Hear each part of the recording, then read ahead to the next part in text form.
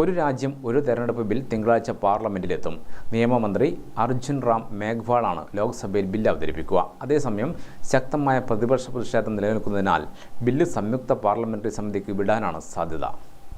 2034 മുതൽ ലോക്സഭാ നിയമസഭാ തെരഞ്ഞെടുപ്പുകൾ ഒന്നിച്ചു നടത്താനുള്ള വ്യവസ്ഥകളുമായാണ് ഒരു രാജ്യം ഒരു തെരഞ്ഞെടുപ്പ് ബിൽ പാർലമെന്റിലേക്ക് എത്തുന്നത്. ഭരണഘടന അനുച്ഛേദം 83 172 ഭേദഗതി ചെയ്തുള്ള ബില്ലും കേന്ദ്ര ഭരണപ്രദേശങ്ങളിലെ നിയമസഭാ തെരഞ്ഞെടുപ്പ് ഭേദഗതി ബില്ലുമാകും അവതരിപ്പിക്കുക. ഒറ്റഘട്ടമായി തെരഞ്ഞെടുപ്പ് നടക്കണമെങ്കിൽ നിയമസഭകളുടെ കാലാവധി വെട്ടിച്ചുരുക്കേണ്ടി വരുമെന്ന് ബില്ലിൽ വ്യക്തമാക്കുന്നു.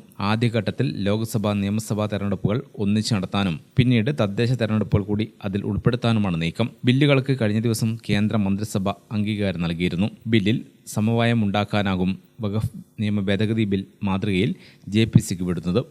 എങ്കിലും ബിൽ പാസ്സാകാൻ കടമ്പകളേറെയാണ്. ഭരണഘടനാ ഭേദഗതി അംഗീകരിക്കാൻ 3/2 ഭൂരിപക്ഷമെങ്കിലും വേണം.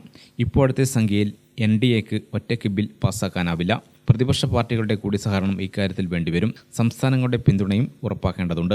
ബില്ലിനെതിരെ ഇപ്പോഴേ കടുത്ത വിമർശനം ഉയർത്തുന്ന പ്രതിപക്ഷത്തിന്റെ സഹകരണം കിട്ടില്ലെന്ന് ഉറപ്പാണെങ്കിലും പ്രഖ്യാപിത ലക്ഷ്യത്തിലേക്ക് നീങ്ങുന്നുവെന്ന ചർച്ച സജീവമാക്കാനാണ് സർക്കാരിന്റെ ലക്ഷ്യം. News desk Gramika news.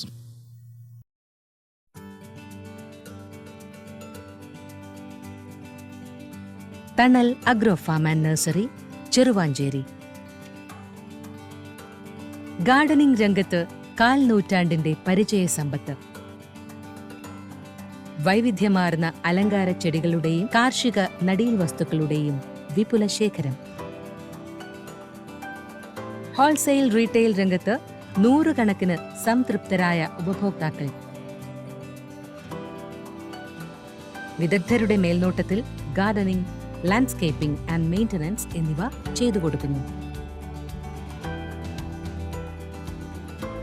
Thanal agro farm and nursery, Cheruvanchery.